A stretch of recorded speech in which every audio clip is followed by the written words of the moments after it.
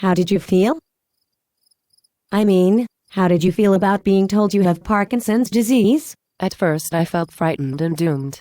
Doomed? Yes, the doctor, the brochure I found in his office, even the websites, all seemed to begin by conceding defeat. What do you mean? I mean, it is like looking up and realizing a big snowball is about to wipe you out.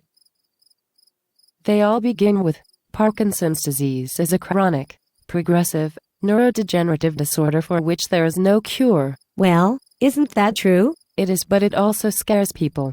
What if on the first day, you heard and read something like what my friend Rhonda Folds says? What does Rhonda Folds say? Rhonda inspires me. She runs marathons. She has Parkinson's.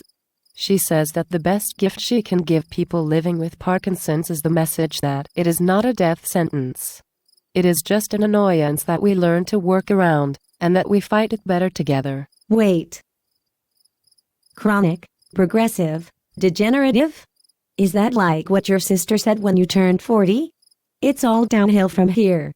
Do you mean it is just another kind of aging? Well, it is much more complicated than normal aging, but if people learned about people like Rhonda Folds the first day, they might not be so afraid. They might start off with a bit of hope.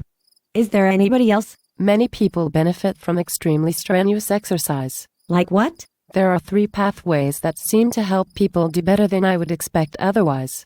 There are the driven endurance athletes, like Rhonda. The second group are doing serious boxing training at Rocksteady Boxing, which started in Indianapolis, and at Punching Out Parkinson's in Fort Worth, Texas. The third group is using cycling with a fast cadence to improve their symptom control. This is based on some interesting work by Dr. J. Alberts from the Cleveland Clinic. My goodness. You sound like you have been thinking about your answers for some time. I have, and I have been reading lots.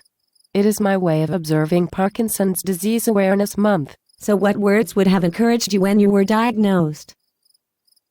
What message would communicate both facts and hope? I think if we could shift the conversation toward hope and away from despair, it would keep many people from feeling overwhelmed. If neurologists said, "I am sorry, you have Parkinson's disease," it will present you with many difficulties. There is no cure for Parkinson's, but with the proper treatments, such as good medicine used properly, vigorous exercise, a knowledgeable support group, and strong relationships, you can manage your Parkinson's disease for your whole lifetime. So, something like, Parkinson's isn't a death sentence. It's a life sentence. Oh, that isn't really funny. Maybe it would help more if we say, living with Parkinson's disease will be hard, but people do it. Here are the top recommendations from some people who have not let it beat them. Exercise hard every day. Eat healthy foods that complement your medicines. Take your medicine and monitor how well it is working on a regular basis. Sleep well. Find support from your medical team, the Parkinson's community, and your family. When everything is too difficult, remember to breathe. You can't escape it, but you can win by making a good life for yourself. And you can work with others to help find a cure. There is a lot of power in working with others for an important cause. Hope is healthy.